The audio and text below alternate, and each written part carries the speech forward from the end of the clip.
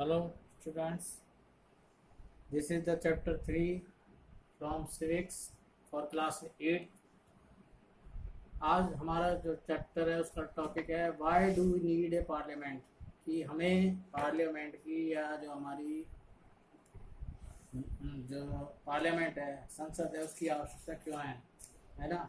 तो इसमें सबसे पहले कि पार्लियामेंट होती क्या है, सबसे पहले ये हम मालूम करेंगे। Parliament can be defined as the meeting or the assembly for conference on the national or the public affairs. In practical terms, a legislative body is called parliament.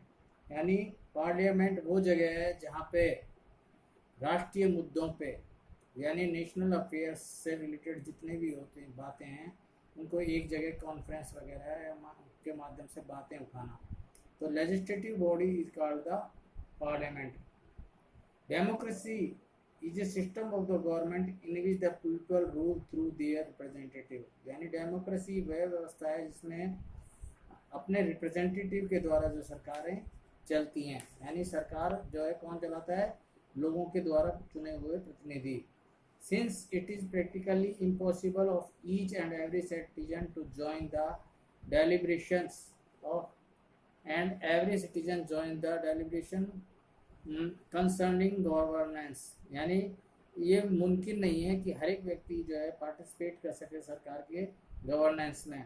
तो so the idea of the representational democracy was founded as the solution. उसका जो समाधान ये था कि हम representative method की जो है डेमोक्रेसी अडॉप्ट करें। Parliament is formed by the elected representative of the peoples. Parliament जो है किसके द्वारा बनती है, रिप्रेजेंटेटिव पीपल्स के द्वारा बनती है।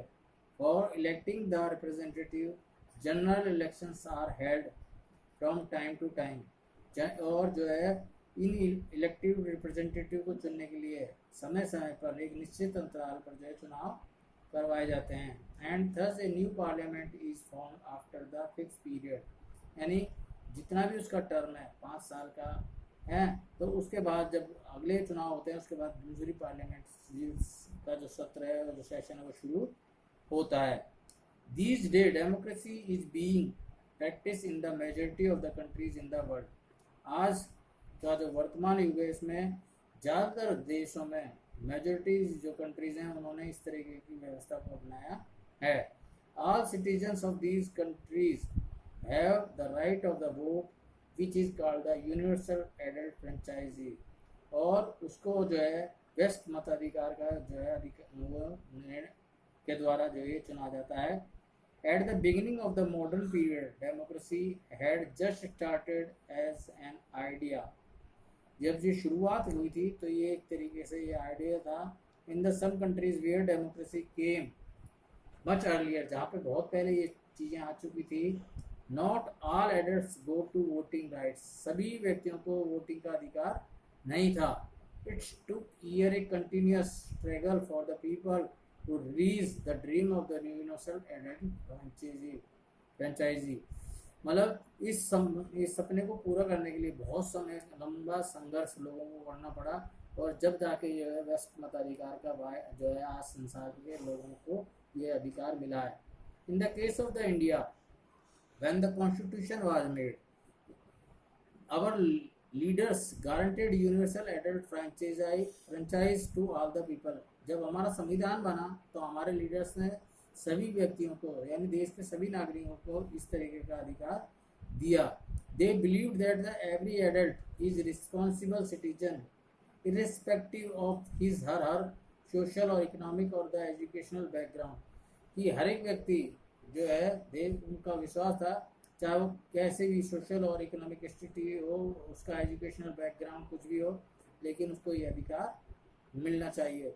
Gandhi ji believed that if the person is sensitive enough to make the responsibilities of his और her family, then that person is also sensitive through the elected the representative. यानी चाहे गांधी जी का मानना था कि अगर हर एक व्यक्ति जो है संसार में जो भी है वो सेंसिटिव होता है अपने फैमिली को पालने के लिए, अपनी फैमिली को चलाने के लिए, उस तरीके से जो है चाहे वो पढ़ा लिखा हो या ना पढ़ा हो, उसको पता है कि मुझको अपनी फैमिली कैसे चलानी है। उसी तरीके से देश का, चाहे वो पढ़ा लिखा व्यक्ति हो, चाहे गरीब हो, चाहे अमीर हो, सबको ये अपनी रेस्पॉन्सिबिलिटी है किस तरीके से हमें अपने रिप्रेजेंटेटिव इलेक्ट करने चाहिए। उसके बाद आता है हमारा कि parliamentary system in India. Bharat में जो पार्लियामेंट्री सिस्टम वो कैसा है? India parliamentary compromise president and 2 house. इसमें एक राष्ट्रपति और 2 सदन होते हैं, Lok Sabha and Rajya Sabha. In India, there is a legislative bodies at the center as well as the state level. हमारे यहाँ legislative bodies हैं जो सेंट्रल और स्टेट लेवल पे हैं।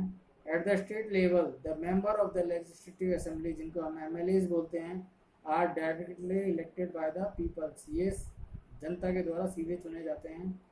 In some states, the legislative council also, उसमें लेजिस्लेटिव असेंबली के साथ साथ लेजिस्लेटिव काउंसिल भी है। Member of the legislative councils MLCs are elected by the representative of the different group of the society.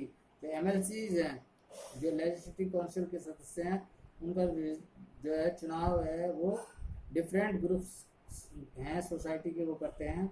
Eight the centre there are the system of the bicameral parliament. हमारे यहाँ 2 सदनीय व्यवस्था है, विच that there are 2 types of the legislative body. The 2 legislative bodies are the Lok Sabha and the Rajya Sabha. उसमें 2 सदन है, लोक सभा और राज्य सभा। The Lok Sabha is also known as the lower house and the Rajya Sabha is also known as the upper house. लोक सभा को हम लोअर हाउस कहते हैं और राज्य सभा को हम अपर हाउस कहते हैं। अब है सबसे पहले Lok Sabha.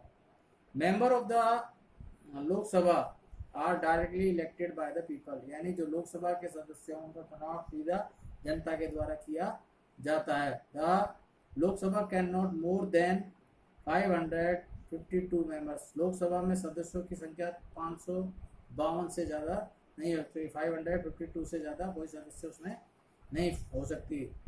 There are 545 member is in the Lok Sabha, out of which 543 are elected members. यानी हमारे यहाँ आज जो है 545 सदस्य लोगों का सदस्य मतलब लोकसभा का संख्या है, और इसमें से 543 वो इलेक्टेड होते हैं और 2 मेंबर्स हैं वो नॉमिनेटेड बाय द प्रेसिडेंट। उनमें 2 राष्ट्रपति के द्वारा मनोनीत किए जाते हैं। The normal tenure of the Lok Sabha is 4-5 year. यानी लोकसभा का जो काल है, अवधि है, वो 5 साल की है। Election of the Lok Sabha are held after every 5 year. Election जो है लोकसभा के वो हर 5 साल में होते हैं। These elections are known as the general election. यानी हर 5 साल में होने वाले इलेक्शन को हम जनरल इलेक्शन के नाम से जानते हैं। उसके बाद है कि if due some reason the president dissolve the Lok Sabha before the expiry of its term, the mid term election are held to constitute a new Lok Sabha.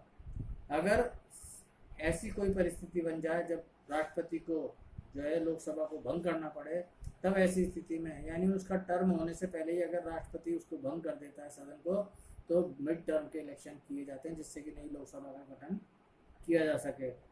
Based on the population the country is divided into parliamentary constituencies. हमारे देश में जनसंख्या के आधार पर हमने parliamentary constituencies में divide किया है। People from each constituency elected the member of the parliament. हर एक कॉन्स्टिट्यूंसी से एक MP चुना जाता है। All citizens who are more than 18 year of the age have to voting right in India. यानी उस हमारे देश में सभी नागरिकों को जिनकी उम्र 18 या 18 से अधिक हो गई है उनको वोट देने का अधिकार है। अब उसमें होता है एक पार्लियामेंट में कौन होता है, 2 तो हो गए, एक तो लोकसभा, उसमें एक स्पीकर होता है। After the formation of the new Lok Sabha a speaker of the Lok Sabha is elected by the new members. 19 नए सदस्यों में से एक को स्पीकर चुना जाता है। The speaker may be from the ruling party और a person elected by the members. यानी जो सत्ताधारी पार्टी होती है उसी में से एक सदस्य उसमें चुना, उसी का एक सदस्य है स्पीकर के रूप में उसको चुना जाता है।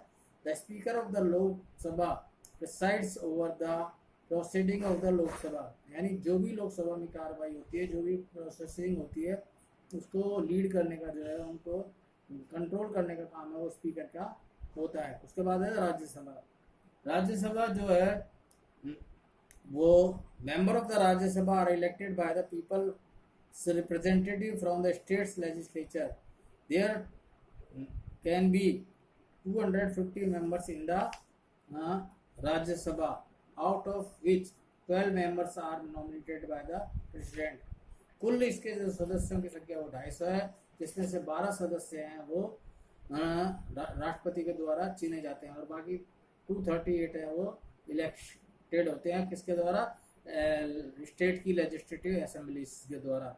The president nominate members of the Rajya Sabha for the various walks of life like journalist, artist, fine arts, musician, social worker, etc।